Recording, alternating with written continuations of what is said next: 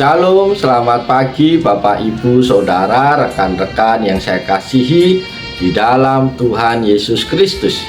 Pada pagi hari ini kita boleh berjumpa kembali di dalam program Motivasi Pagi. Firman Tuhan terambil di dalam Yunus 1 ayat yang kedua yang berbunyi demikian.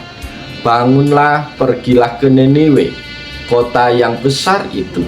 Berserulah terhadap mereka, karena kejahatannya telah sampai kepadaku. Amin. Bapak, Ibu, Saudara yang dikasihi Tuhan, nats firman Tuhan pada pagi hari ini mengarahkan kita pada panggilan menuju Niniwe kita. Kisah Nabi Yunus seringkali kita ingat karena bagian ditelan ikan besar. Namun perjalanan rohani Yunus dan juga kita sebenarnya dimulai dari satu perintah yang sangat spesifik ini. Ayat ini menunjukkan bagaimana Tuhan bekerja memanggil manusia untuk menjadi saluran berkat-Nya, bahkan ke tempat yang paling tidak kita sukai. Dari bagian firman Tuhan ini ada 3 poin penting yang dapat kita pelajari. Poin yang pertama adalah perintah untuk bertindak. Bangunlah dan pergilah.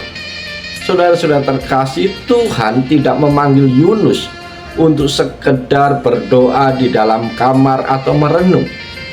Perintahnya aktif, bangun dan pergi.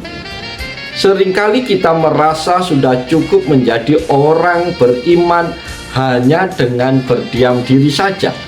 Namun iman yang sejati selalu menuntut sebuah pergerakan. Ada saatnya Tuhan meminta kita keluar dari zona nyaman, meninggalkan rutinitas kita, dan melangkah ke tempat yang Ia tunjukkan. Poin yang kedua adalah menghadapi Niniwe dalam hidup kita. Sahabat-sahabat yang dikasihi Tuhan, bagi Yunus Niniwe adalah musuh. Orang Asyur, bangsa yang mendiami Niniwe, dikenal sangat kejam terhadap bangsa Israel. Pergi ke Niniwe bukanlah hanya soal jarak, tapi soal mengatasi rasa benci, ketakutan, dan ego. Setiap kita mungkin punya Niniwe masing-masing, yaitu seseorang yang sulit kita ampuni, lingkungan pekerjaan yang penuh dengan tekanan dan kejahatan, tugas yang terlalu berat dan menakutkan. Perintah Tuhan tetap sama. Jangan hindari Niniwemu, tapi datanglah ke sana sebagai pembawa pesan Tuhan. Poin yang ketiga adalah Tuhan yang memperhatikan dunia. Bapak, Ibu, Saudara terkasih, karena kejahatannya telah sampai kepadaku. Kalimat ini mengingatkan kita bahwa tidak ada satupun kejahatan di dunia ini yang luput dari pandangan mata Tuhan. Namun perhatikan cara Tuhan merespon kejahatan Niniwe.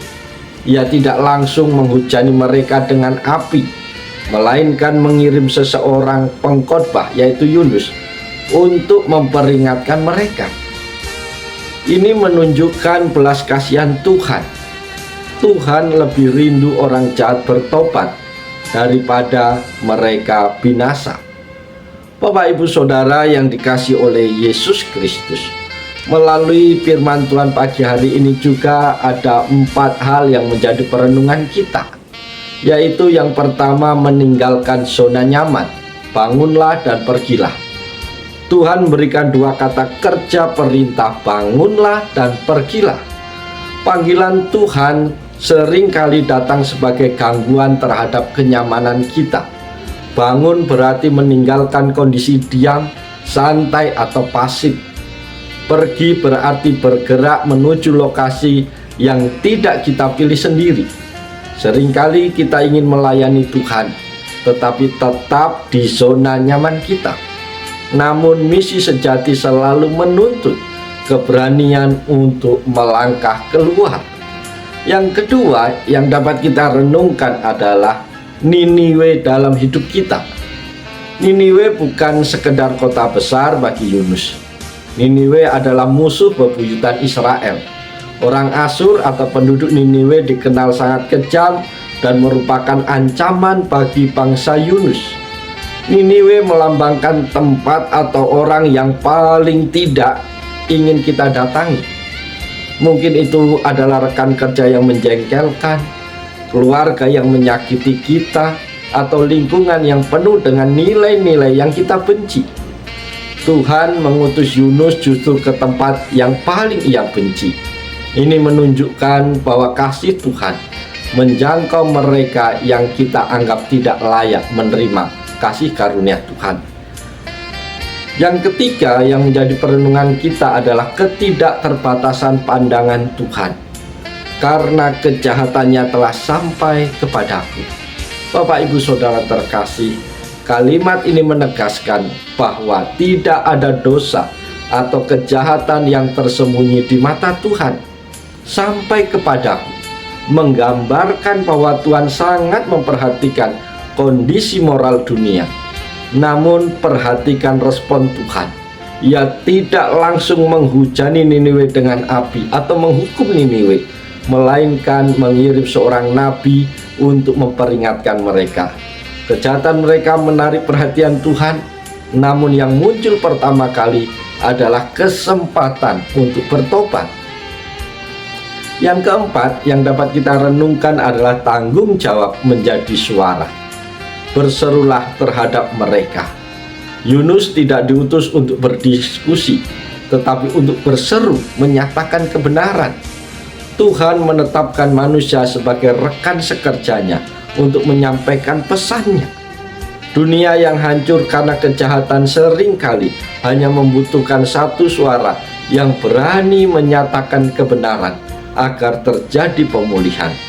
Diamnya orang benar di tengah kejahatan adalah sebuah kegagalan misi. Yunus 1 ayat 2 mengajarkan bahwa Tuhan lebih peduli pada keselamatan jiwa-jiwa daripada kenyamanan kita atau rasa benci kita. Karena itu Allah adalah Allah bagi seluruh bangsa, bukan hanya bagi kelompok kita sendiri. Panggilan Tuhan seringkali memaksa kita untuk mengalahkan ego kita demi kepentingan kerajaan Allah. Biarlah firman Tuhan pagi hari ini menolong, memberkati, memotivasi kita untuk setia dan taat melakukan apa yang menjadi tugas dan perintah Allah demi kerajaan Allah dinyatakan di tengah-tengah bumi ini. Oleh sebab itu, mari kita jalani hari dengan sukacita, dengan semangat, dengan penuh tanggung jawab. Tuhan senantiasa ada bersama dengan kita. Oleh sebab itu, selamat pagi, selamat berkarya. Tuhan Yesus menolong, Tuhan Yesus memberkati kita semua. Salam haleluya, amin.